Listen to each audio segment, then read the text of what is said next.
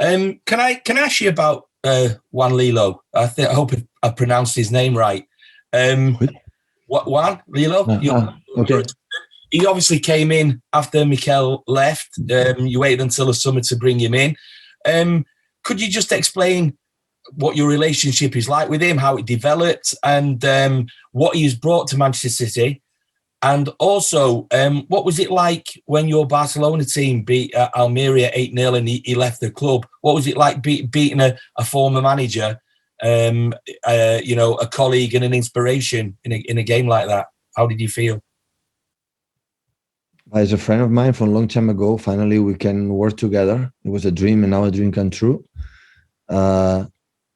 His knowledge of the game is overwhelming. So he sees something that few people in the world, me included, is not able to see it. He helped me to be more calm. I'm a guy sometimes express too much my feelings, and he makes me feel more calm to read better the situations. I would love he could able to speak better English that he speaks to communicate more on the pitch with the players, but maybe he needs time. He helps me a lot. And I would say with Rod as well. We make a good group of backroom staff. Rodo is since the day one also to stay is here, and he helps me a lot in organization, the training sessions, and even in the game, seeing what happened. Because I need big help. I need big help for something I'm not able to see, to watch. That's why they are here. That's why I said before with Mikel, before with Dome, and before with Tito Villanova. I need their advices. I need their support and see something like I'm not able to watch. So that's why it's so important and help me, especially to me, to understand, to control my emotions and see something like I'm not able to see. And could I ask you about that defeat for Almeria when he was in charge of Almeria and Barca won 8-0? It was a very difficult time for him. He must have forgiven you that result. Of course, it's forgiven. So football, you leave this kind of situation. I have to say something. If I will have trained in that moment in Almeria, he was training in Barcelona, I would have defeated 8-0. So he knows perfectly, maybe better than me, that because he fought in maybe teams that was not lucky like I had in my career, like Barcelona, Bayern Munich, and now Man City. That depends on the quality of the players, not like we can do. So it's more than forgotten. Thanks, Pep. Thank you, Simon. And next up, Steve Bates.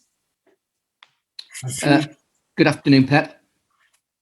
Just a couple of things. One, I was just wondering if this season and all its problems has challenged you as a manager more than any other season in your career. I know you've obviously managed some big clubs. You know, Barcelona, you've been at many times, Bayern Munich, but you've never quite faced a situation nobody has like this. And I was just wondering if that has challenged you personally, and you've had to kind of change your thinking in any way, or just to get through it, and how proud you'll be if you're successful at the end of it.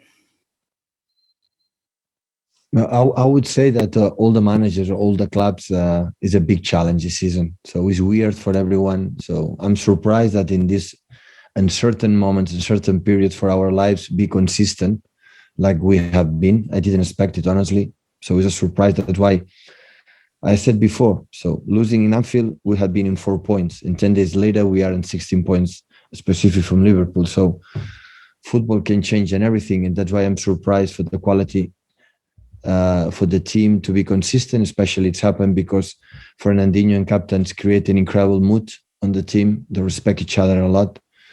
And it's a challenge for everyone, not just for us. It's everyone, for not just for the managers, for all around the world, for all ourselves. It's an uncertain and weird and difficult situations.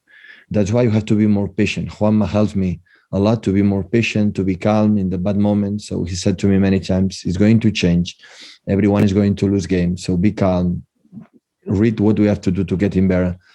And that help us. That help us to the players know exactly what you have to do. We don't change any game the way we want to do what we want to do. It doesn't matter the opponents. It doesn't matter the system they face. We try to to do what we have done in the last years, in this year especially. And no more secrets than that.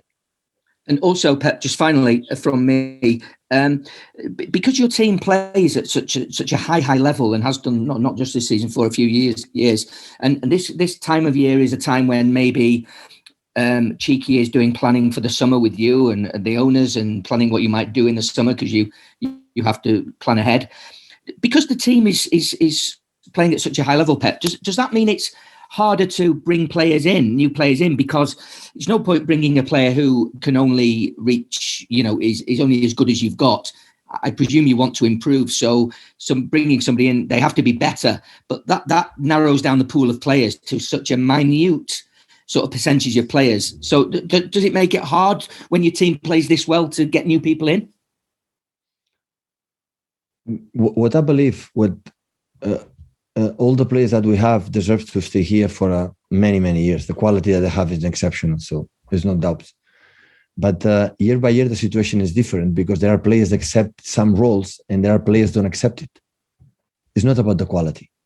It's about accept. Sometimes you don't play, or sometimes for a short time they can keep it, and sometimes they cannot keep it longer. In that moment, that these players has to leave.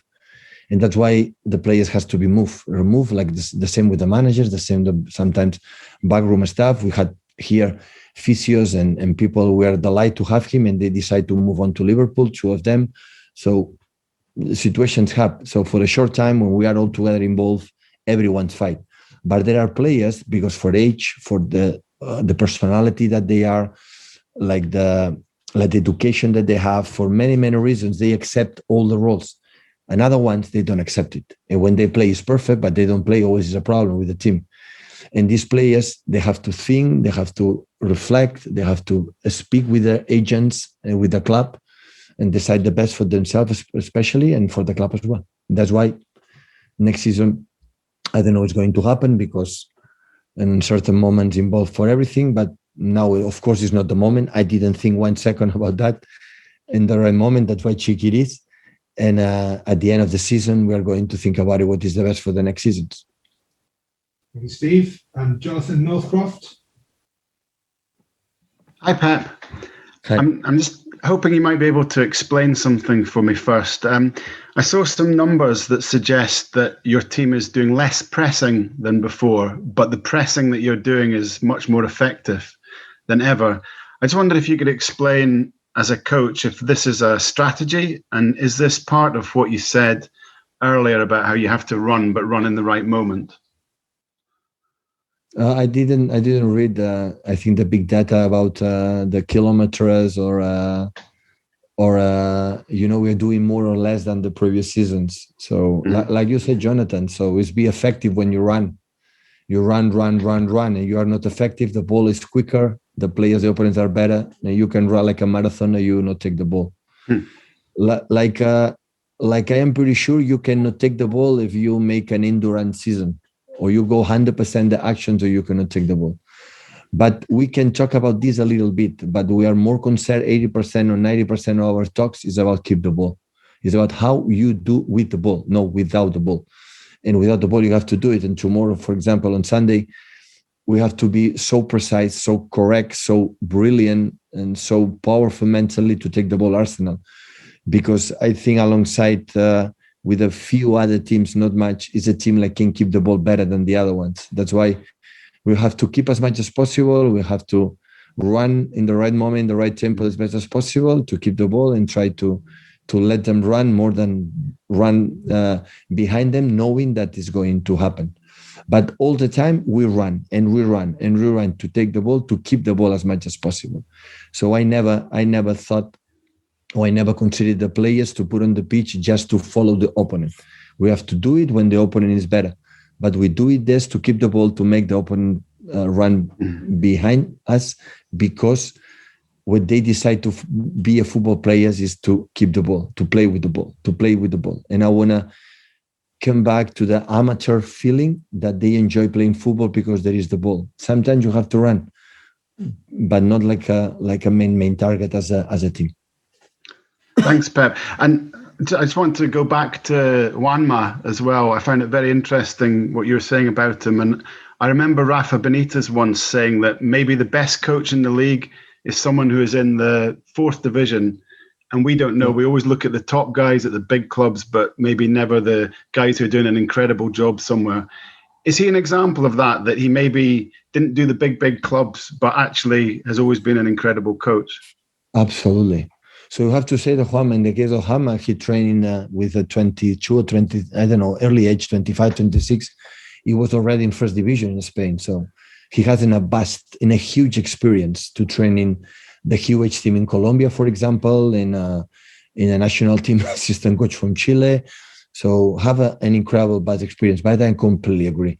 So the big success managers, because we are in a top clubs, in a top players, we cannot win Premier Leagues and Ligas. And the other ones is we are not surrounded in a big clubs and a big. Only all the time I said the same. We were lucky. We were lucky to be promoted, to give the hand to train a big clubs. But of course, there are top managers in the Premier League, in the Championship, in the low divisions. Like they are incredible, well prepared. They have incredible ideas. They have incredible methodology and a good speech. They convince the players. But at the end, we cannot score goals. We cannot do it. They have to do it. That's why a huge respect for all the. I am a big fan for the low divisions. That's why when we play in Carabao Cup, FA Cup for low divisions, more committed I am for to do it well, because they deserve it. They deserve to be serious and compete against them. Absolutely. Thank you, Jonathan. Next we go to Russell Stoddart. Hi, Pep. Hi. Hi.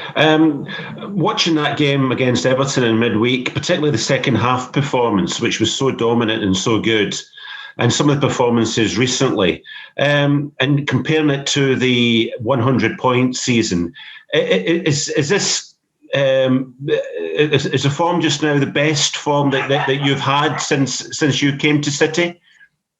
In 98, no. This season we are not going to get 100 points. That it was the best season. By far, the numbers speak for itself. No one has done 100 points. That means it was brilliant. But even the second league that we won, we make 98 points. We make incredible games, football games too. So to win the Premier League, you have to be a lot of consistent and be so dominant to win in this league. So we have been doing this the last 2 months, incredible well.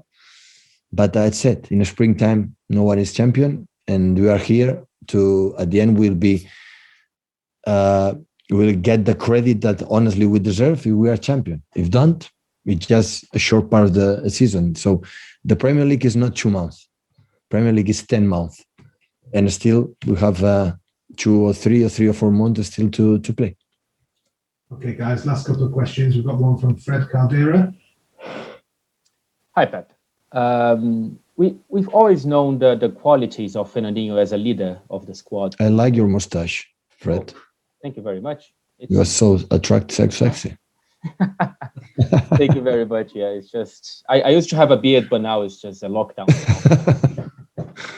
But yeah, Fernandinho has been a leader for your squad for years and years, yeah. And especially this season as the first captain. You say many times that he has been showing incredible skills and you just talked about the importance of the backroom staff. Do you see on him the qualities to be a coach in the future, part of a coaching staff, or even to be a manager if it's part of his plans to be there? You cannot make a good things during one season. You have a strong karma or strong something like you cannot define. Like it's impossible. You cannot realize being outside, even being inside. Sometimes you are not realize something like everyone push to get in better and do it better and be happy for the results when you are not involved. And that belongs to the captains.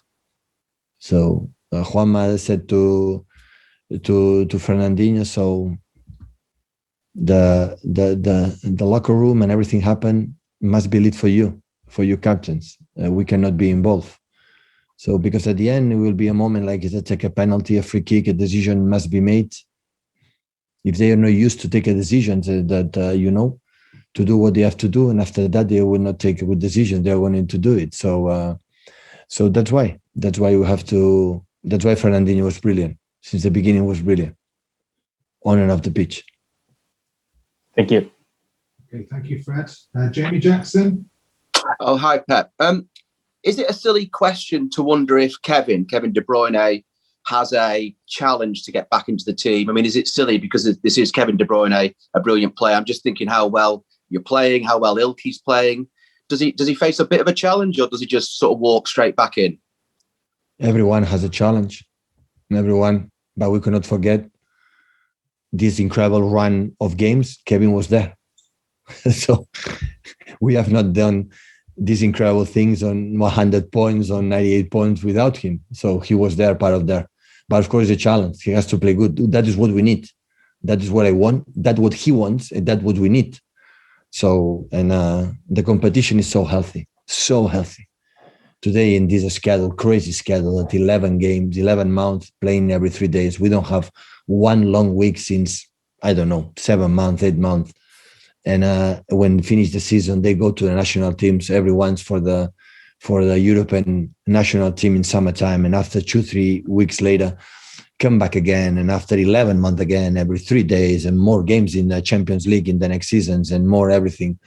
So there is not human being, mentally, physicality to maintain. So that's why it's so good. Like one player is out for injury or because my decision, and seeing his mate playing good and winning games, that is the best way to be competitor. That is the best way. I cannot handle be competitor a team like everyone knows. It doesn't matter what happened. I'm going to play. They have to play good to stay in the team, because they know when they are not playing good, they are no chance to stay in the team. And when they're playing good, they will have to chance once and twice and third. That's for sure. Thank you, Jamie. Last question from Natalie. Hi, Pep. Hi. Still about Fernandinho. You mentioned him a few times in your press conferences, and even though he didn't play as much as compared to previous seasons, how influential he can be on the daily basis. And a director from a Brazilian club mentioned that he could be in the coaching staff, City's coaching staff, when his contract expires at the end of the season. So I wanted to check on that with you. Thank you. Well, we didn't think about that, so I don't know what's going to happen in his future. Of course, he can be a manager. He decided, and maybe he should take my position and be a first manager. Now, joking apart, so I think when you are a captain with more than 30 years old, 33, 34, you have to understand the role. You have to understand it. You have to fight to play, but he's not able right now, like it was in the first season, like play during 2-3 weeks. Every single game, every 3 days. Rodri, especially just for his age, that was the reason why he can do it. Fernandinho don't. And Fernandinho, for the day one, is able. He want to play every game because a huge competitor, but he understood perfectly that the minute has to play. Playing Cheltenham, for example, one of the toughest games we had in the last 2 months, and was the incredible example for all of us. And when you have these examples, everything is easier. When you have some point of view age, you cannot pretend to be like you were with 24, 25 years old. Time it's passed for everyone. So I'm not the same guy like we have 30 or 37 when I start. Being a manager, completely different. So football players the same. And that showed me how wise, how smart he is when one player understands this. Knowing that we need him on the pitch, of course. It's not just a figure for off the pitch, on the pitch as well. And I'm pretty sure when we need him, always he will be ready. He will be ready to help us.